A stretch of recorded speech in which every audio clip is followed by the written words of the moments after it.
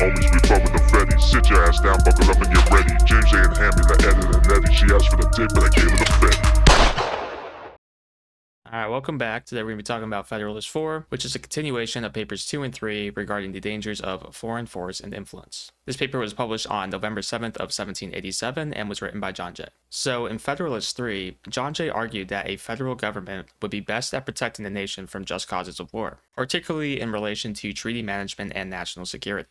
Now, while Jay focused particularly on just causes of war in that paper, you may have noticed that in one of the paragraphs he did mention that there were also pretended causes of war.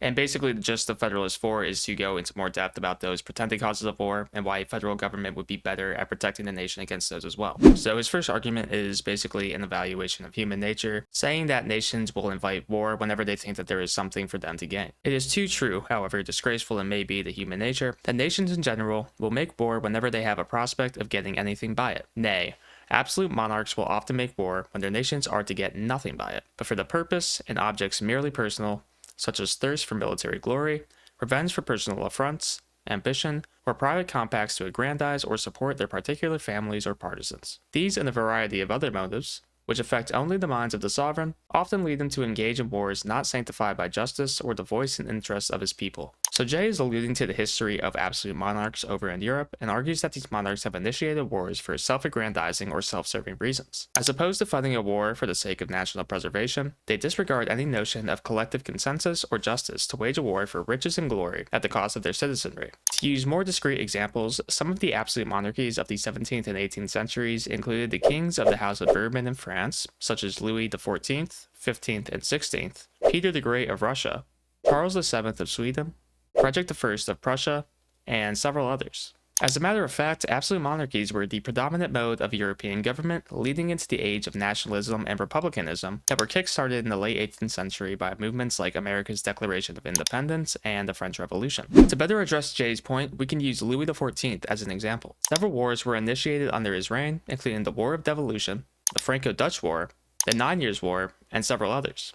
Now, I'm by no means a French historian scholar that is well versed enough to determine the aggregate causes of these wars, but some historians speculate that the Sun King's strong desire to expand France's territory falls less into the domain of rationale and more so into the domain of ego padding. Once again, it might be a little reductive to say that Louis XIV was purely motivated by self-interest, but it was certainly an aspect to consider. So from here, Jay pivots away from history and points to modern day, or at least modern day for his time, relations and competitions that the US will inevitably have in the fisheries and maritime commerce with other European nations. His argument is that these industries are zero-sum games. In other words, the more that America flourishes in these domains, the less countries like Britain and France can flourish. As such, it is in their national interest to restrict America's involvement. He also takes note of the potential conflict that comes from direct trade with Asian countries like China and India.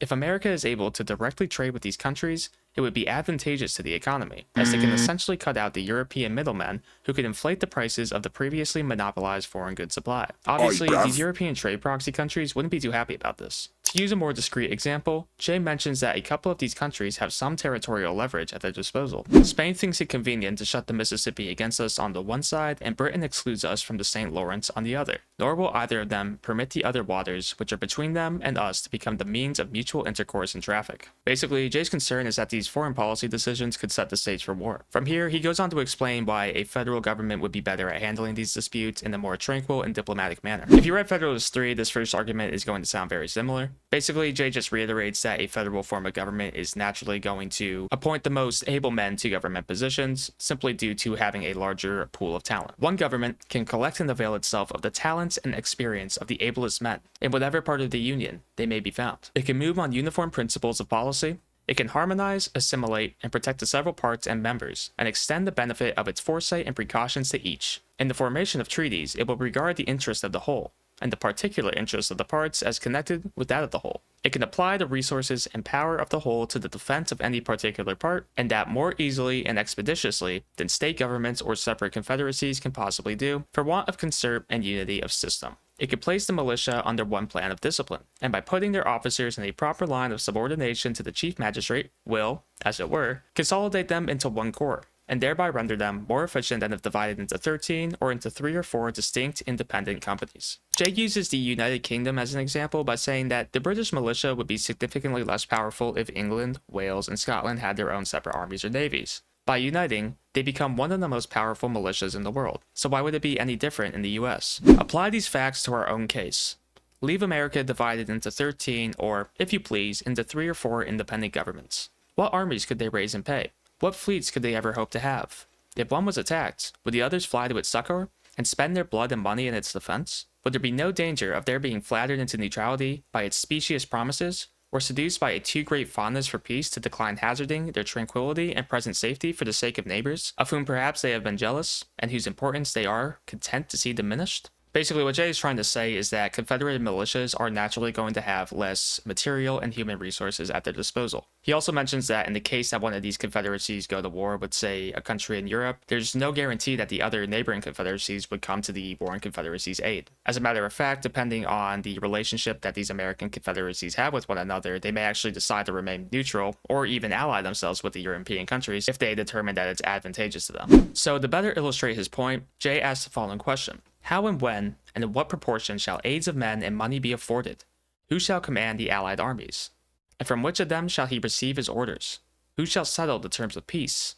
And in case of disputes, what umpire shall decide between them and compel acquiescence? Basically, Jay's argument is that he thinks a federal government would be better at constructing, organizing, and leading a standing army. To have all these resources split between different confederacies not only makes them weaker, but it also raises additional problems when it comes to military logistics and organization that under a single unified government would probably just be easier to solve. So in Jay's eyes, the benefit is basically twofold. You have greater abundance and you have greater potential for organization and leadership. So Jay ends his paper by warning his readers that a failure to unite could potentially invite hostilities from more powerful European nations. If they see that our national government is efficient and well administered, our trade prudently regulated, our militia properly organized and disciplined, our resources and finances discreetly managed, our credit reestablished, our people free, contented, and united, they will be much more disposed to cultivate our friendship than provoke our resentment. If, on the other hand, they find us either destitute of an effectual government, each state doing right or wrong, as to its rulers may seem convenient,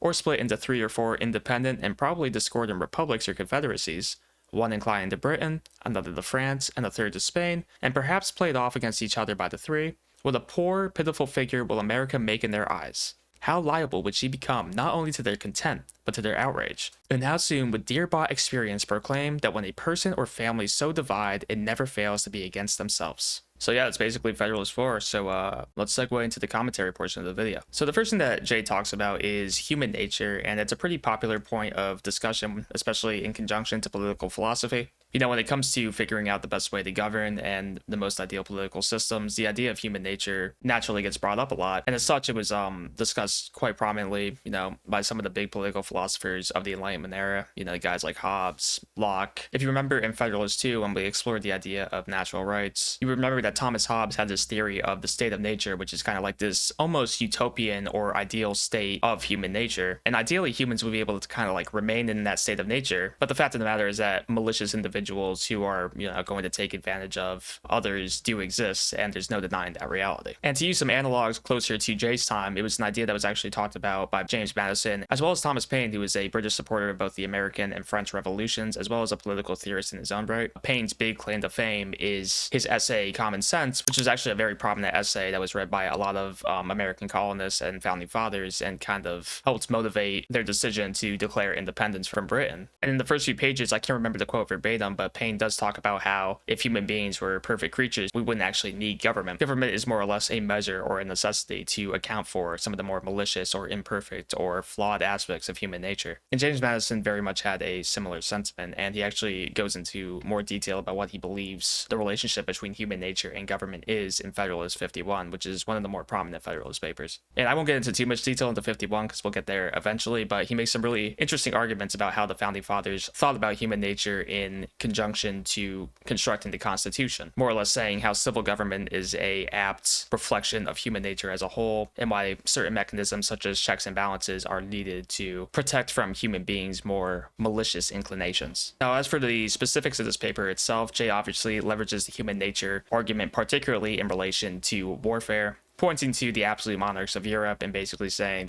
we had these kings of the past who would start wars for pretty irrational reasons.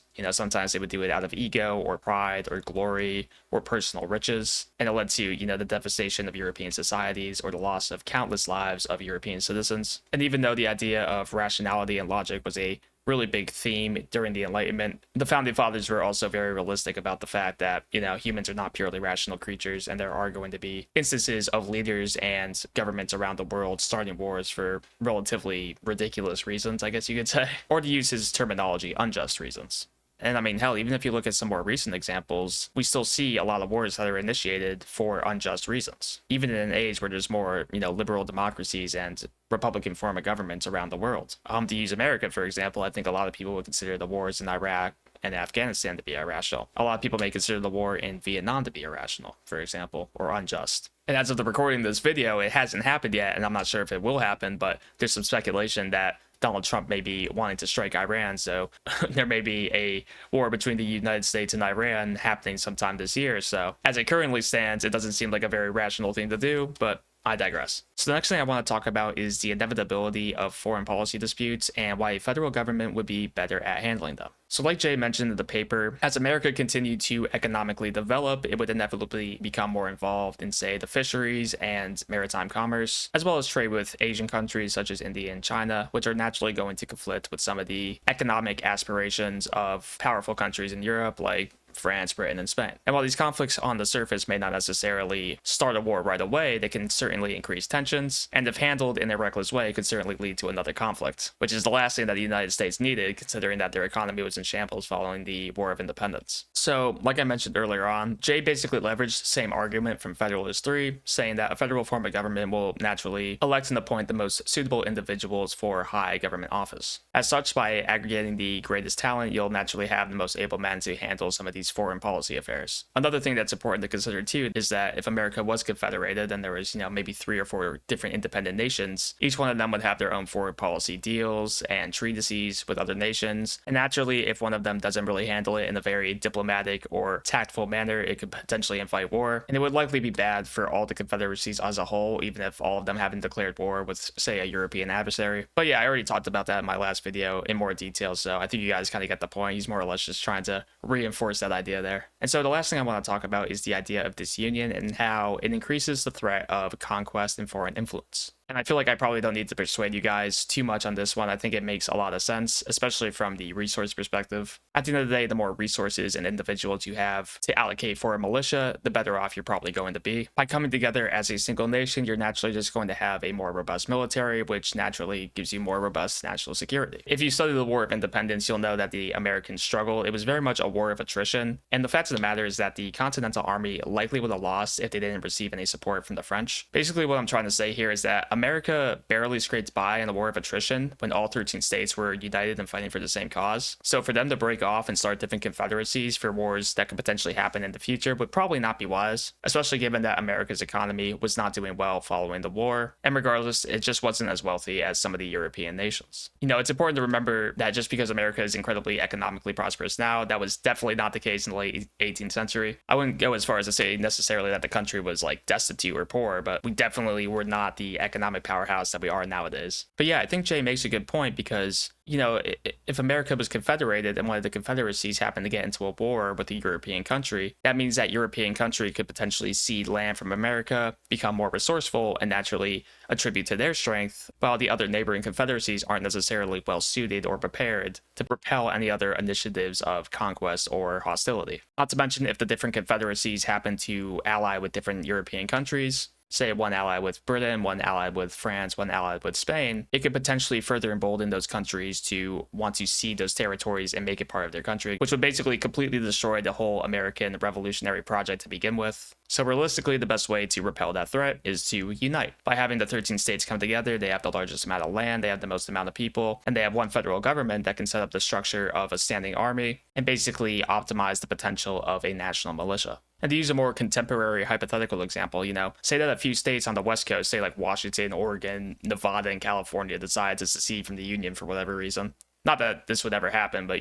I mean, that would be absolutely terrible for America's national security because it would completely cut off the Pacific Ocean front. One of America's most valuable geopolitical assets is the fact that we have 2 ocean fronts. And on top of losing an ocean front, you would also lose all of those human and material resources, especially California, which has a population of close to 40 million and a GDP that rivals that of Japan. It would be a massive hit to the US military and our national security as a whole. I know that's kind of like a silly example, and I don't think it would ever manifest in a billion years, but I suppose crazier things have happened. But I figured I would use a more contemporary example to kind of illustrate being under one banner is just undoubtedly to the country's best interest. Anyways, that's all I got today, so thank you for watching. Yeah, I'll be back next week for Federalist 5. It'll be the last of this little mini-series of essays regarding foreign arms and influence. It'll also be the last that we hear from Jay until Federalist 64. Just for some historical context, he ended up getting sick shortly after writing these first few essays, and he wasn't able to contribute for a while. So from here on out, it's going to be predominantly Alexander Hamilton and James Madison. But yeah, thanks for watching, and until next time.